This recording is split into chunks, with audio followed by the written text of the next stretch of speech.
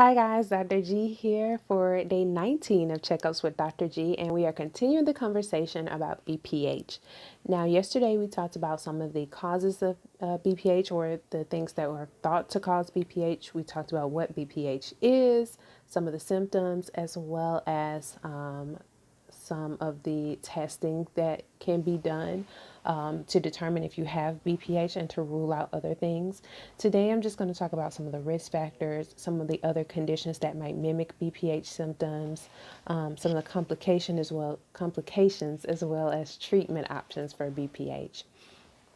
Now, as far as risk factors, we talked about yesterday how your chances of getting BPH increase with age. So, aging is a risk factor. If you have a family history of BPH, a personal history of heart disease or diabetes, history of erectile dysfunction, that's also a risk factor, as well as just living a sedentary lifestyle. Again, we keep coming back to the sedentary lifestyle and how important it is to make sure you are up and moving and getting that exercise.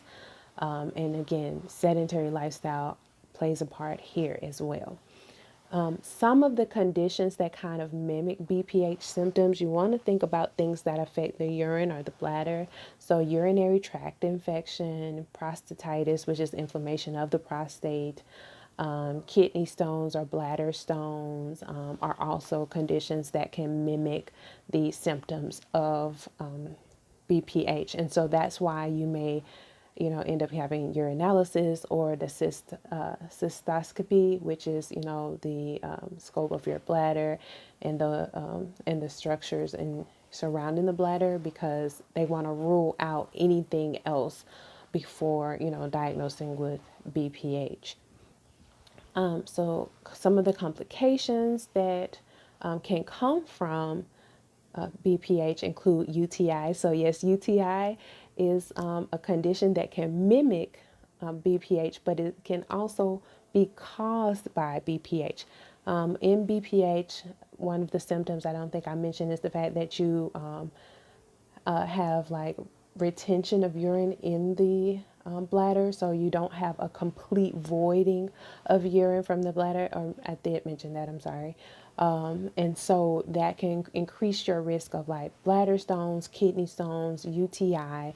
You may have some bleeding in your urine. You see blood in the urine, and so there's bleeding in the urinary tract from inflammation and irritation. So those are all complications of BPH. And also, you may have an inability to urinate, and that's something that may require treatment of surgery, because you have to be able to urinate. So, if you're having an inability to urinate as a complication, then you're more than likely going to end up having a conversation with a urologist about surgery.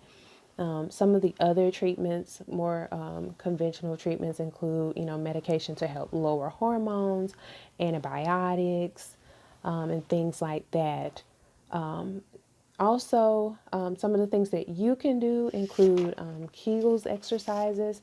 So some of us may have heard of them. Some of us, when we think about them, we think about females, but Kegels exercises are also good for BPH.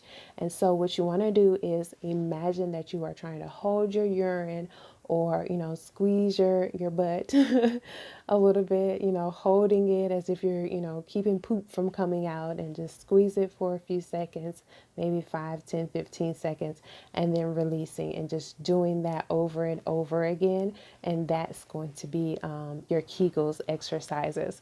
Also, making sure that you're moving, getting active, not having that sedentary lifestyle. Some of the nutrients and supplements that you can add into your regimen to help include selenium, which is an antioxidant, omega-3 fatty acids. We talk about those a lot. They are anti-inflammatory, or help to produce less inflammatory pathways in the body.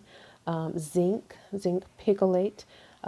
It actually helps to reduce the size of the prostate. So that's something that you can add to your supplement regimen as well. Some of the herbs that actually help with, and plants that actually help with BPH include saw palmetto. If you've dealt with BPH, you've probably heard of that. stinging nettles, as well as raw pumpkin seeds. They all kind of help with BPH and help with the symptoms associated with BPH. So, guys, if you or someone that you know is dealing with BPH, dealing with the symptoms, and you need help, please feel free to reach out to me. Again, you can comment below on this video or any of the videos that I have. You can send me a direct message on Instagram, Twitter, or Facebook at wholeyouwithg. You can send me an email at wholeyouwithg@gmail.com. And of course, this video will be available on Instagram, Facebook, and on my YouTube page, Whole You with Dr. G. So I will be back tomorrow, day 20. And I hope you guys have a great rest of your evening. Good night.